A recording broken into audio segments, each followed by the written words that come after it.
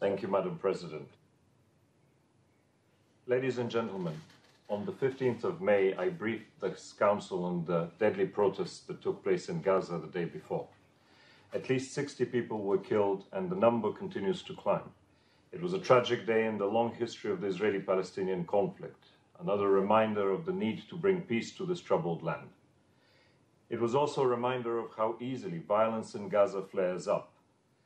It was a reminder that Gaza is on the verge of collapse, that its people, who have lived for more than a decade under the control of Hamas, with crippling Israeli closures and with diminishing hopes for an end to the occupation and a political solution, and who have survived 3 devastating conflicts, are increasingly desperate.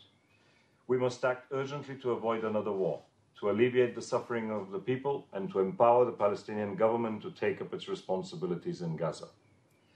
Madam President, according to OCHA, in the past month, 76 Palestinians, including 11 children, have been killed by the Israeli Defense Forces and over 3,000 injured by live fire and other means. This period has by far seen the worst levels of violence since 2014. There have been no Israeli fatalities. Following the 14th of May violence, the foreign ministers of the League of Arab States held an emergency meeting in Cairo, and the Organization of Islamic Cooperation held an emergency summit in Istanbul. I also take note of the adoption of the resolution of the Human Rights Council on 18th of May, which calls for the establishment of a commission of inquiry into the events in Gaza. Let me reiterate what I said last week in this chamber by calling on all to join me in condemning in the strongest possible terms the actions that have led to the loss of so many lives in Gaza.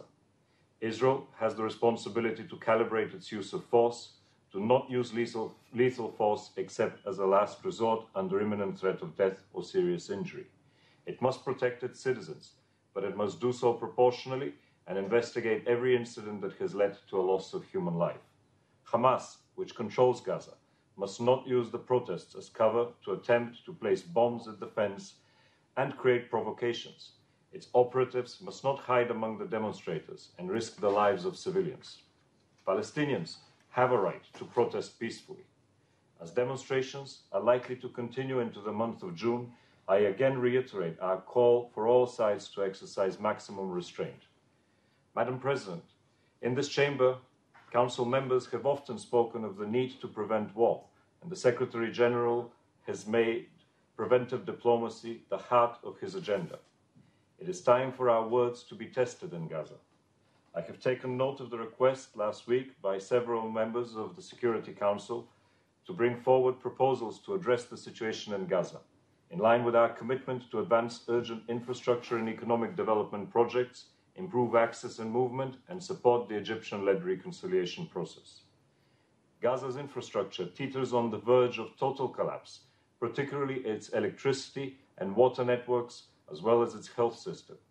In the past, implementation of key infrastructure projects has faced significant delays and obstacles.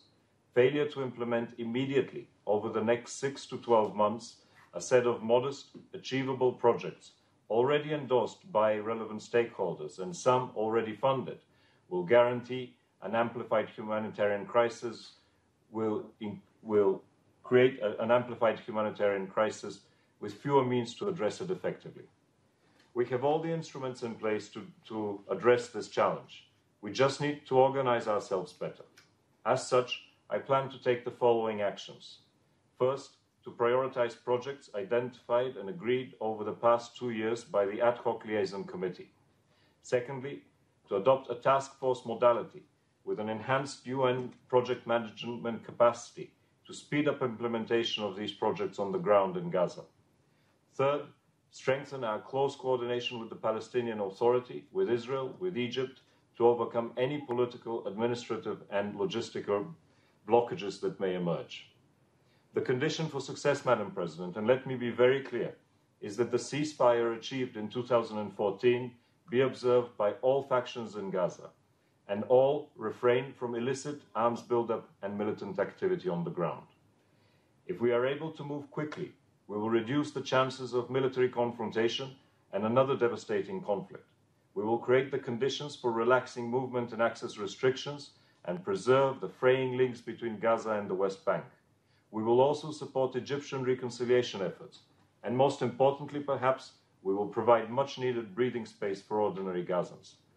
Ultimately, these efforts are meant to strengthen, not replace, overarching political objectives: the unification of Gaza and the West Bank under a single, democratic and legitimate Palestinian authority in line with Quartet principles, and an end to the occupation and a resolution to the wider Israeli-Palestinian conflict. Madam President, we're currently discussing with key stakeholders how to move forward on this strategy. I'm encouraged by the positive engagement by all. I particularly welcome Egyptian President al-Sisi's decision to maintain the opening of Rafah crossing throughout the holy month of Ramadan. This is an important step, and I hope that the security situation will allow for more regular movement through the crossing. I also want to acknowledge Israel's efforts to ensure the delivery of goods to Gaza despite the serious damage done at the Kerem Shalom crossing by protesters during the recent weeks. I look forward to further measures that will enable an increase in the entry of goods and stimulate economic activity. I also welcome the decision by the Palestinian Government to provide critical medical supply and doctors to Gaza after the tragic events of May 14th, as well as their engagement with the United Nations on facilitating much-needed deliveries to Gaza. The AHLC has identified several critical projects aimed at ensuring a long-term future for Gaza, and I'm encouraged by ongoing work with our partners to prioritize a short list of key projects based on the conclusions of our recent meetings in Cairo, in Washington, and in Brussels. We are engaged constructively with Israel, with the Palestinian Government, and with Egypt to discuss how to improve coordination and move forward. I also urge the international community to generously support these goals, both financially and politically. Progress is reliant on the coordinated action and sustained commitment of all stakeholders. Madam President, taking a step back from the immediate situation in Gaza, the confluence of conflicts in the Middle East is raising tensions on multiple fronts, in Syria, in Yemen, and clearly on the Israeli-Palestinian track. Amid the political stagnation, frustration and disillusionment in the Palestinian diaspora is also mounting. People are watching events here very, very closely. Confined to often squalid refugee camps, devastated by war, most notably and tragically in the Yarmouk camp in Syria, and with UNRWA experiencing a severe funding crisis, Palestinian refugees are increasingly facing an untenable situation, risking an expanded humanitarian crisis and further instability. Developments in Jerusalem and in Gaza reverberated with some protests across Lebanon, mostly in refugee camps. Thankfully, no violent incidents were reported. Madam President, in an important development, on the 30th of April, the Palestinian National Council convened in Ramallah for the first time in 22 years, and President Abbas was re-elected as its chairman. While reiterating the commitment to a peaceful solution based on long-standing parameters and UN resolutions, inter alia, the final statement urged the suspension of the recognition of Israel, suspending security coordination and the Paris Protocol. It also outlined international moves that the Palestinians are planning to take to advance the goal of an independent state and to seek protection for the Palestinian people. Regrettably, the announcement that the salaries of the Palestinian Authority employees in Gaza will be paid has not been implemented, which further contributes to the explosive situation in the Strip. On May 15th, Palestine acceded to the United Nations Conference on Trade and Development, the United Nations Industrial Development Organization, and the Convention on the Prohibition of Stockpiling and Use of Chemical Weapons. Meanwhile, Madam President, in other developments, I have to note that no settlement plans were approved and no tenders were issued in the occupied West Bank, including Jerusalem, during the reporting period.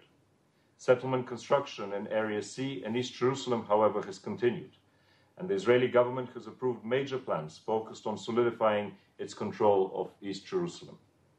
Israeli authorities have also demolished or seized some 30 Palestinian-owned structures across the West Bank, including East Jerusalem. As a result, 43 Palestinians have been displaced and the livelihoods of over 140 have been affected. On May 2nd, Israel demolished or seized some 14 structures in the Masafer Yatta area of South Hebron, located in an Israeli-declared military firing zone. At least 9 households have been impacted, with some 35 people displaced. I'm also concerned by developments regarding how Al-Ahmar Abu al-Helu, a vulnerable Palestinian Bedouin community east of Jerusalem, home to some 180 people, over half of them children, who also faced an increased risk of demolition and relocation. In separate security incidents, the Israeli Defense Forces targeted Hamas facilities in Gaza on at least 10 occasions, with no injuries having been reported. During the reporting period, the IDF has also destroyed 2 tunnels it attributed to Hamas, bringing the total number of tunnels destroyed since October to 10. Amid Israeli reports of violence directed at Israeli forces, on May 16th, Palestinian militants reportedly fired machine gun rounds towards Israeli troops, hitting several houses in the Israeli town of Sderot, and this has caused damage but no injuries. Madam President, I also note the move of the embassies to Israel of the United States of America, Guatemala, and Paraguay from Tel Aviv to Jerusalem. I reiterate the United Nations position that Jerusalem is a final status issue that must be resolved through negotiations between the parties based on relevant UN resolutions. Given the importance to Jews, Christians, and Muslims, Jerusalem is a highly sensitive and charged issue for millions of believers around the world. Therefore, upholding the status quo at the holy sites remains critical for peace and stability. Madam President, the Secretary General voiced his utmost concern following reports of heightened tensions and missile launches from Syria, targeting Israeli positions and retaliatory strikes by the Israeli Defense Forces. In the context of the May 10th events, UNDOF personnel have observed a high level of kinetic activity in the areas of separation and limitation and across the ceasefire line, some of which impacted locations in the northern and central parts of the area of separation. Throughout these events, UNDOF maintained liaison with both sides to ensure that the parties respected the 1974 Disengagement of Forces Agreement. In closing, Madam President, I would like to say a few final words on the challenges and opportunities ahead. We need a unified approach to change the current reality on the ground in Gaza. While the international community has a central role to play, leaders on all sides of the conflict must show the political will and determination to achieve genuine progress. Every day that the intra-Palestinian political paralysis continues, and every day that the closures persist, more lives are put at risk in Gaza. Turning the Gaza tap on and off is not a sustainable strategy for anyone. We must break this cycle or risk more lethal consequences. Gaza is an integral part of the larger puzzle. Ultimately, the success of any initiative in Gaza is linked to a credible political horizon that unites all Palestinians. At the same time, we cannot ignore the West Bank, including East Jerusalem, where settlement construction continues and the situation remains fragile. Nor can we lose sight of the broader political picture and the need to bring the sides back to the negotiating table. In this regard, and as discussed on my recent visits to the Russian Federation and Jordan, the Middle East Quartet remains a key forum to discuss perspectives for resolving the conflict, including within the broader regional context. We must continue to work together to end the occupation and bring a just, lasting and comprehensive resolution to the long-standing Israeli-Palestinian conflict on the basis of 2 states and in line with relevant UN resolutions and prior agreements. There is no alternative for achieving a peaceful future for all the people of this troubled land. Thank you.